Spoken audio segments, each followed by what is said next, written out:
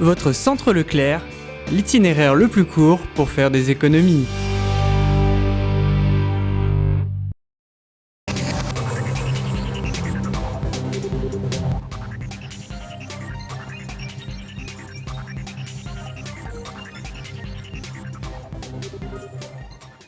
Bonjour et bienvenue sur TV Souston.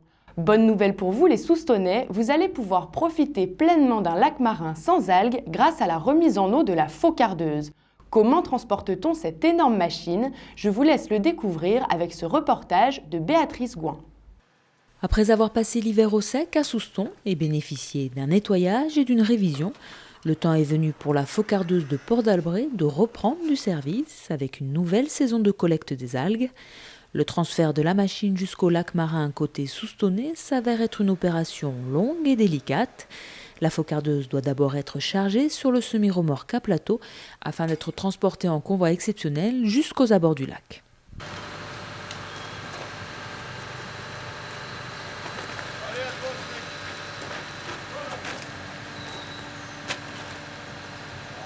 La difficulté, c'est qu'on a une nouvelle Faucardeuse depuis 4 ans, là, qui est quand même assez imposante, qui fait 14 tonnes. Donc il nous faut une grue de 60 tonnes, vu la distance dans laquelle on la pose à l'eau.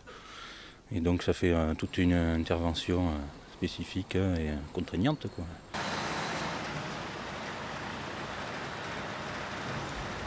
Arrivé au plus près du lac, le plus long et le plus difficile reste à faire. Avant de hisser la Faucardeuse, la grue doit d'abord se positionner et mettre tous ses contrepoids en raison du poids de la Faucardeuse, mais surtout de la longueur de la flèche à déployer pour la lever. Une fois la grue prête, s'ensuit alors la pose des flotteurs sur une machine conçue spécialement pour la collecte des algues sur le lac marin de Port-d'Albret. Celle-là, elle est pour nous, elle a été construite entièrement en inox par rapport aux conditions, puisqu'on est en bord de mer. Et elle va nulle part ailleurs, pour l'instant en tout cas. La Faucardeuse est maintenant prête à être déposée sur l'eau. Débute alors la manœuvre la plus périlleuse qui consiste à lever la machine à plus d'une dizaine de mètres de hauteur afin de passer au-dessus des arbres qui bordent le lac.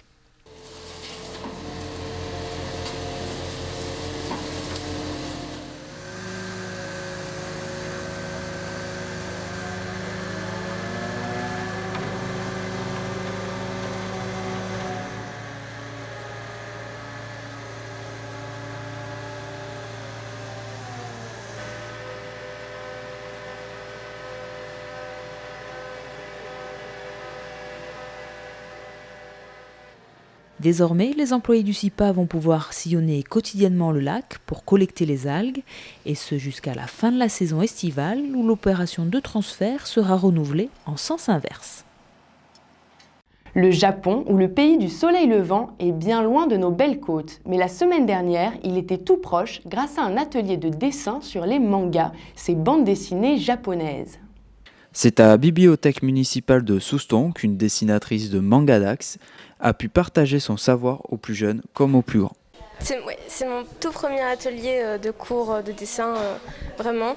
J'ai fait un diaporama avec en tout 40 fiches, des mangas pour les filles mais aussi pour les garçons. Non, la plupart c'était des étapes par étape de comment dessiner un visage de profil, de face, le visage, les yeux, les cheveux un petit peu.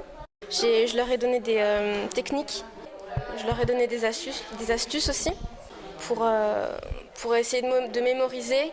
Et ensuite, à la fin de l'atelier, je vais leur faire redessiner quelque chose pour comparer avec le dessin qu'ils avaient fait au début de la séance, pour voir s'ils ont réussi à s'améliorer. Un monde que certains jeunes connaissent parfaitement.